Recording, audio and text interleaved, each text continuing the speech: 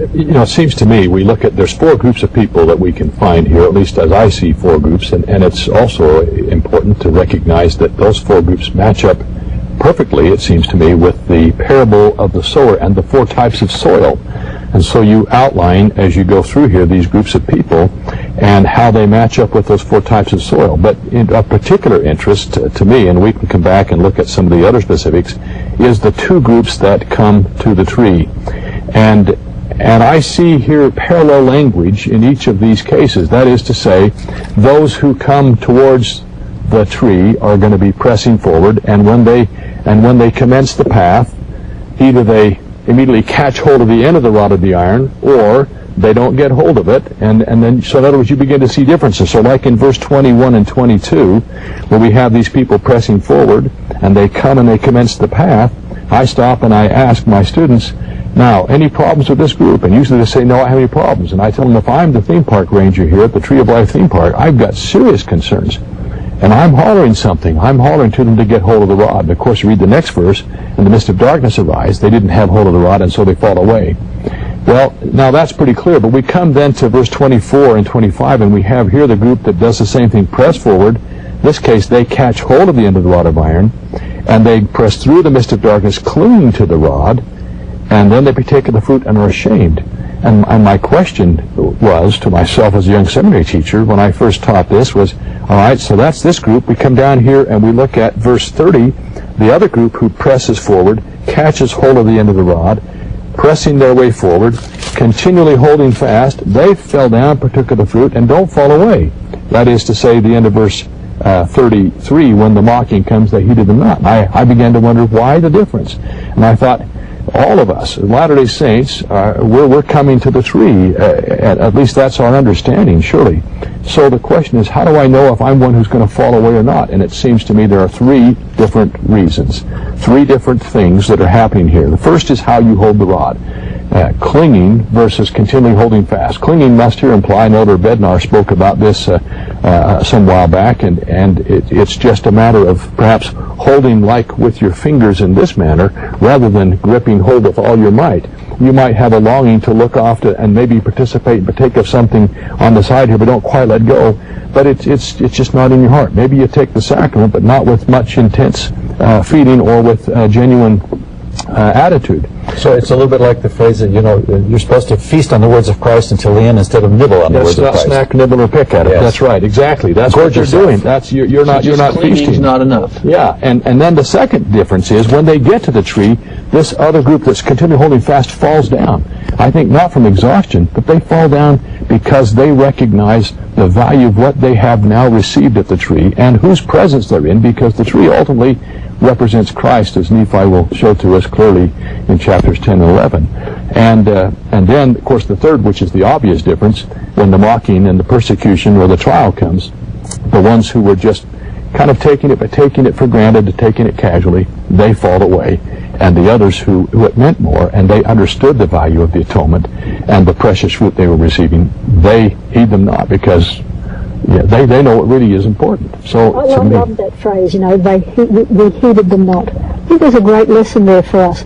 We're all in the world, there's always difficulties, there's always going to be people who are trying to pull us in different directions. But when you are focused on the Saviour, on His atonement, as this group is, then that becomes a sideline, and it becomes much more easy to not worry about what they're thinking or what they're doing. We heeded them not. I think that's just a powerful, powerful statement telling us about Lehi and Nephi and his family. Can you say some more about the four soils and how this ties in? Because it seems to me the last group you just talked about, that's the good soil that grows and produces a lot of fruit. Well, and then you would say the second one that you talked about, in Matthew chapter 13, if we look at those four soils and we speak of those, and I'm going to just turn here quickly. In Matthew chapter 13, we've got those four types of soil, and just not to belabor this, but we have in the case of the seed by the I'll just take them in order. In verse 4 of Matthew 13, we've got the seed by the wayside, and this is the people who are making a beeline for the spacious building. They never gets any root whatsoever. In fact, in the parable of the sower, if you thought it was going to get root, it's a trampled and dusty part of the wayside, but the birds also, or the fowls, come and pluck up that seed before it ever gets root. Those folks out there who never even come towards the path, they're the ones making the beeline for the spacious building, and so it fits that group. The second one we speak about here would be the seed in the stony places, where the ground is stony. It does get root. In the early spring, when you plant seeds in stony ground and in fertile soil, in the early spring you couldn't tell the difference. It's when the heat comes and you get the heat of summer, the ones that don't have depth of root, you see, or in the stony soil here, they don't have depth of root, it withers. And so this is the people who are clinging to the rod. They don't have the depth of root, you see, to really hold them in the tough. They're okay when things are going well, but let there be a big trial or test, and they wither away and die, or they fall away and are overcome by the mist of darkness. And the third one would be the thorns here, and the thorns we learn here in the parable of the sower, that's in verse 7, also are told by the Savior to be the cares of the world. This is the people who are coming along but not getting hold of the rod of iron. They're overcome by the mist of darkness or the temptations of the devil, and they fall away. Are these the ones that they're ashamed? When they get to the tree, they're ashamed of it, and so I would say that one personally goes with the ones in stony place. In other words, they don't have the depth of root, and thus when the people mock, they don't have deep root, and they're embarrassed and they're ashamed. And the other, of course, the thorns, because it parallels with the cares of the world or temptations of the devil. That's the ones who aren't clinging to the rod. That's the ones back in 1 Nephi 8 here, verse 21 and 22. And then, of course, the obvious one, the good ground, is the ones who come, continue holding fast, and remain faithful. And the thing that's interesting to me is these two literary representations are really from the same source, from the Lord. He's just used two different complete parallel, and yet he's taught the same principle. And you're saying, and Joseph Smith made this up? I don't think so. Not possible. And the invitation to us, and obviously from Lehi to his sons, is to look at the different groups, the different soils, and ask, where am I? Where do I want to be? Yeah. And what do I need to do differently to get where I'm supposed to be? Yeah. You read it there back in chapter 8 that after explaining the vision, verse 37, that Lehi did exhort them, meaning Laban and Lemuel, with all the feeling of a tender parent.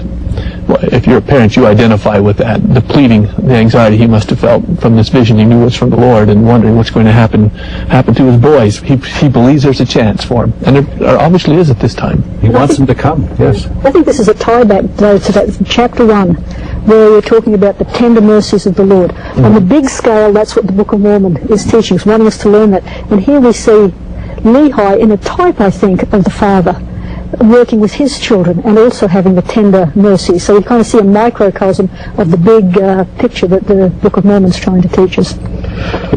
It's kind of like, here's back in chapter 1 again of 1 Nephi, I'll show you a way to be delivered, and here's Jerusalem going to be destroyed. Now you can be delivered from Jerusalem.